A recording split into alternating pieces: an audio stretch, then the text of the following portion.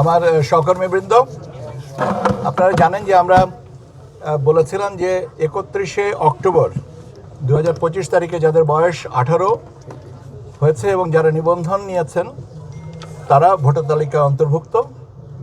এই সংখ্যাটা আমরা আপনাদেরকে জানানোর জন্যই আজকের এই উদ্যোগটা। আমাদের এই হিসাবে অনুযায়ী বর্তমানে বাংলাদেশের ভোটারের সংখ্যা হচ্ছে 12,76,12,384। I repeat, 12,76,12,384। এর মধ্যে পুরুষ ভোটারের সংখ্যা হচ্ছে 6,47,60,382।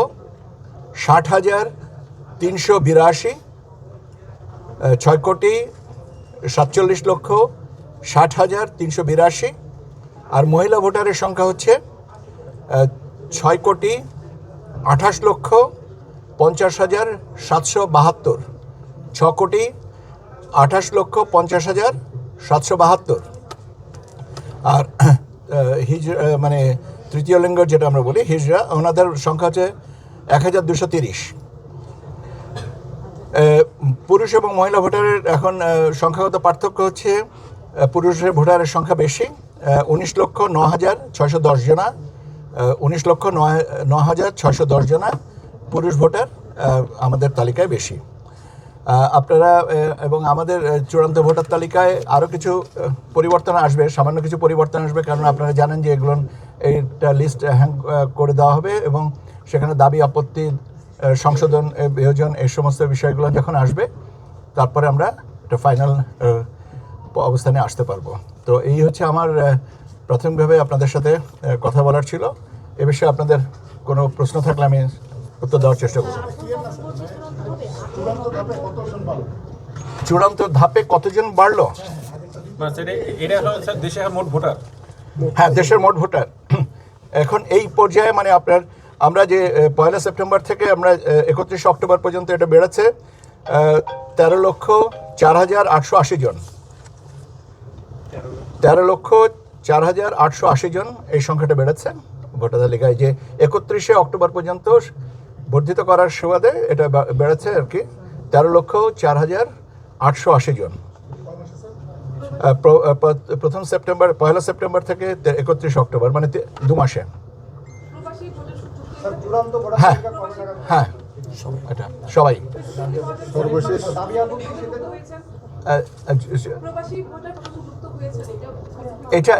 এটা এখন ব্যাপার হচ্ছে এই মুহূর্তে আমি আপনাকে আরো পরে বলতে পারবো। তার কারণ হচ্ছে যে কিছু কিছু জায়গায় আমাদের এখনো মাঠ পর্যায়ে কিছু তদন্ত বাকি আছে, সেইগুলোকে সম্পন্ন করে একটা চূড়ান্ত অবস্থানে বলতে পারবো।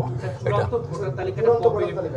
চূড়ান্ত ভোটার তালিকাটা আমার যতদূর মনে পড়ে 18 নভেম্বর এটা প্রকাশ করা হবে ইনশাআল্লাহ। সম্পূরক না, চূড়ান্ত ভোটার তালিকায় প্রকাশ করবো। আপত্তি জানানোর তো এর ভিতরে আমরা এখন তো এটাকে জানিয়ে দিলাম আপনাদের মাধ্যমে। এখন আর তাতে নতুন কোনো কিছু নেই। এখন আপত্তি, দাবি, সংশোধন ইত্যাদি এই আগামী কত তারিখের ভিতরে, 17 তারিখের ভিতরে আমরা যেন 18 বা 19 20 তারিখের ভিতরে, 20 তারিখ বোধ হয় আর কি, আমরা এটাকে 17 তারিখ পর্যন্ত দিবেন, আমরা তারপরে একটা সংশোধন করে নেব।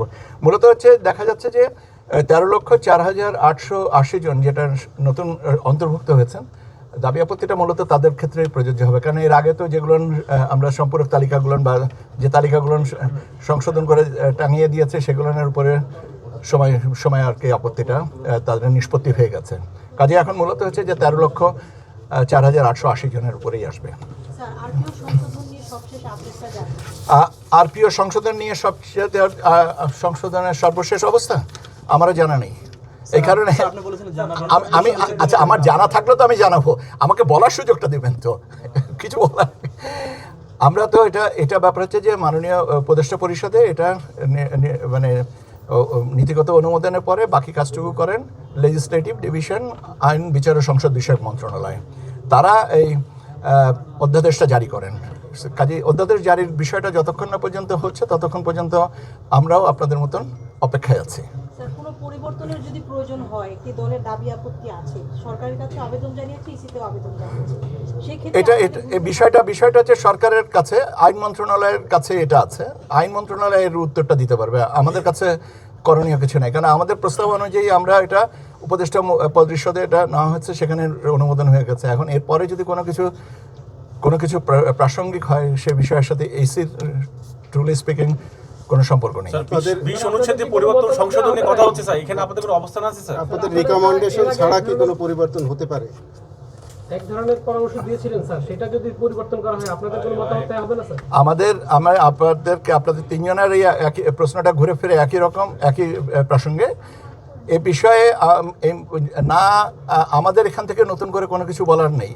আমাদেরকেও অপেক্ষা করতে হবে আইন মন্ত্রণালয় থেকে। আমরা চূড়ান্ত অবস্থানটা পাওয়ার পরে এই বিষয়ে কথা বলা যাবে। যেটা নতুন রাজনৈতিক দলের নিবন্ধনের বিষয়টা নিষ্পত্তির জন্য পর্যালোচনা আমরা এখনও করছি, এবং আমার দৃঢ় বিশ্বাস যে এটা এই সপ্তাহের ভিতরে আমরা দিয়ে দিতে পারবো। আমি আপনাকে শেষ করি, আমি যত তাড়াতাড়ি এটা জানিয়ে দিতে পারবো আমার দায়টাও কমতেছে, কাজে আমার দিক থেকেও তাগিদটা আছে। জি নিশ্চয়ই, গণবিজ্ঞপ্তিটা তো জানাতে হবে সবাইকে। কাজেই নতুন দল এনসিপির পাশাপাশি যারা কোয়ালিফাই করবেন, যদি কেউ কোয়ালিফাই করেন, আমরা তখন সেটা জানিয়ে দেবো এবং আপনাদেরকে বলেই জানাবো। এটা তো আমি বলছি যে ভাই, আমার কাছে এখনো পর্যালোচনাটা নিষ্পত্তি করে আসে নাই। একজন মাননীয় কমিশনার এটা পর্যালোচনা করছেন, তার সাথে এটা আমার কাছে যখন আসবে আমি আপনাদেরকে জানিয়ে দেবো, কেননা এটা জানানো আমার নৈতিক কর্তব্য। তখন আমি আপনাদেরকে আরেকটা বিষয়ে আপনাদেরকে বোধহয় একটু বলা প্রয়োজন, যেটা আপনার প্রবাসী ভোটারদের ব্যাপারে। দুটো জিনিস এখানে প্রাসঙ্গিক। একটা হচ্ছে যে প্রবাসী যারা আছেন ভোটার রেজিস্ট্রেশন, আর একটা হচ্ছে যে ভোট দানের জন্য রেজিস্ট্রেশন। মূলত বিষয় হচ্ছে দুটো। একটা হচ্ছে যে একজনকে ভোটার হতে হবে, এবং যিনি ভোটার তিনি নিবন্ধনের মাধ্যমে, অ্যাপের মাধ্যমে নিবন্ধিত হয়ে তিনি ভোট দিবেন। অ্যাপের মাধ্যমে যে নিবন্ধনের প্রক্রিয়াটা, এই অ্যাপটা এখনও পর্যন্ত লঞ্চ হয়নি, এটা ট্রায়াল ফেজে আছে। আমাদের চেষ্টা যে আগামী 16ই নভেম্বর যেন আমরা এটাকে লঞ্চ করতে পারি। তার মানে 16ই নভেম্বর এবং তার পরবর্তী সময়ে যারা প্রবাসে আছেন, যাদের এনআইডি কার্ড আছে এবং যাদের বয়স 18 বছর এর ঊর্ধ্বে, কেন এটা বলছি যে আমরা 16 বছর এবং তদূর্ধ্ব বয়সের কিছু ছাত্রছাত্রী যারা বিদেশে পড়তে যান, তাদের স্টুডেন্ট ফাইল খোলার সুবিধার্থে আমরা তাদেরকে এনআইডি একটা নাম্বার দেওয়া হয়। কাজেই কিন্তু তারা তো ভোটার না, কারণ হচ্ছে আমাদের আইন অনুযায়ী 18 বছর না হলে ভোটার হবেন না। কাজেই আমি যদি বলি ঢালাইভাবে বলে যে এনআইডি কার্ড থাকলেই তিনি ভোটার, কথাটা অর্ধসত্য। এই কাজে বা এটা সাবজেক্ট টু ভেরিফিকেশন। কাজে 18 বছরের ঊর্ধ্বে আপনার যারা প্রবাসে আছেন এবং এনআইডি নাম্বার আছে যাদের, তারা প্রবাসী ভোটার হিসাবে আমরা 16ই নভেম্বর যে অ্যাপটা লঞ্চ করব অ্যাপল প্লে স্টোরে বা অ্যাপল স্টোরে, অ্যান্ড্রয়েডের প্লে স্টোরে বা অ্যাপল স্টোরে যেটা লঞ্চ করব, তার মাধ্যমে তারা নিবন্ধন করতে পারবেন। এখন প্রশ্ন হচ্ছে যে নিবন্ধন কোন জায়গা থেকে করতে পারেন? বিশ্বের যে কোনো জায়গা থেকে এটা অ্যাক্সেস করতে পারবেন, কারণ একটা অ্যাপ তো আর কোনো একটা রেস্ট্রিক্টেড এরিয়ার জন্য করবো না, করা হচ্ছে যে সারা বিশ্বের জন্য। কাজে যারা এই অ্যাপের মাধ্যমে নিবন্ধন করবেন তারা ইনশাল্লাহ আগামী নির্বাচনে ভোট দিতে পারবেন। এখন আপনাদের আরেকটা প্রশ্ন থাকতে পারে, সেটা হচ্ছে যে আমরা এই মুহূর্তে বিদেশে কতগুলো দূতাবাসে এই কার্যক্রম চালু করেছি, তাদের সংখ্যাটা। আমরা এই মুহূর্তে 11টা দূতাবাসে, আই রিপিট 11টা দূতাবাসে 21টা সেন্টারে, স্টেশনে 21টা স্টেশনে করছি। যেমন আপনার অস্ট্রেলিয়াতে 2টা, কানাডাতে 2টা, আপনার ইউনাইটেড স্টেটস অফ আমেরিকাতে 4টা, ইউকেতে 3টা, এরকম মিলিয়ে মোট 21টা স্টেশনে আমাদের এই নিবন্ধন প্রক্রিয়া চলছে। নিবন্ধন প্রক্রিয়া রাতারাতি সব বিদেশে সব জায়গায় করা সম্ভব না, কারণ অনেকগুলো প্রাতিষ্ঠানিক ধারাবাহিকতা এখানে মেনটেন করতে হয়। আমরা ধারাবাহিকভাবে আমরা চেষ্টা করব যে আমাদের যতগুলো দূতাবাস আছে সেগুলো নিয়ে আমরা যেন এটা সম্প্রসারণ করতে পারি। এখানে আর একটা জিনিস প্রসঙ্গত উল্লেখ করা ভালো, সেটা হচ্ছে যে বিদেশে যারা অবস্থান করছেন বাংলাদেশি, তাদের অনেকেরই এনআইডি আছে। তারা যখন দেশে এসছেন বিভিন্ন কাজে তারা করেছেন, যেমন মেশিন রিডেবল পাসপোর্ট বা ই পাসপোর্ট নিতে গেলে এনআইডির বাধ্যবাধকতা রয়েছে। কাজে সে বিষয়ে আমাদের একটা অধিক সংখ্যক মানুষের এনআইডি আছে বলেই আমাদের ধারণা। এখন তারা আগামী 16 তারিখে যে অ্যাপটা লঞ্চ করা হবে তার মাধ্যমে তারা নিবন্ধন করবেন এবং আগামী ফেব্রুয়ারিতে অনুষ্ঠেয় নির্বাচনে তারা ভোট দিবেন। কিসের নিবন্ধন?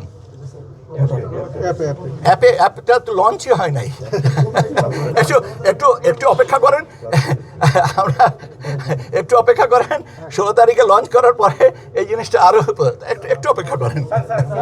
এনসিপি বলছিল এই নির্বাচন কমিশনকে ইঞ্জিনিয়ারিং কমিশন বলতেছে এবং এখানে অনেক কিছু ইঞ্জিনিয়ারিং। আমি রাজনৈতিক কোনো দলের কোনো ব্যাপারে মন্তব্য করি না, এটা অতীতেও বলেছি। আমাকে দয়া করে এই ধরনের কোনো প্রশ্ন করে বিব্রত করবেন না। আমি আমি আমি সবাই চারিপাশ থেকে কথা বললে তো ভাই আমার কান তো দুইটা, আই ক্যানট বাইসেক্ট দোজ। আপনারা কি বলছিলেন? স্যার নভেম্বর থেকে বলছিলেন যে আপনাদের সংলাপের একটা থাকবে, সাথে সাথে নির্বাচনী যে পরিবর্তনগুলো সেগুলো শুরু হবে, সেটা কতটুকু আমাদের একটু আমরা এই বিষয়টা ভেরি সাবস্ট্যান্টিভ একটা প্রশ্ন, যে নির্বাচনে আমরা মূলত 3টা আমাদের স্টেক হোল্ডারের সাথে এখন আমরা ডায়ালগটা কমপ্লিট করতে পারিনি, যাদের ভিতরে একটা মেজর স্টেক হোল্ডার হচ্ছে রাজনৈতিক দলগুলো। রাজনৈতিক দলের সাথে আমরা অর্ডিন্যান্সটা, যেটা আমরা আরপিও সংশোধনের এবং আচরণ বিধিমালার, রাজনৈতিক দল এবং প্রার্থীদের আচরণ বিধিমালার এই গেজেটটা না পাওয়া গেলে আসলে অর্থবহ আলোচনাটা করা সম্ভব হবে না। তো সেই জন্যই অপেক্ষায় আছি, এটা পেলেই আমরা এই কাজটা শুরু করে দেব। ঠিক আছে, আপনাদেরকে অসংখ্য ধন্যবাদ। Thank you sir.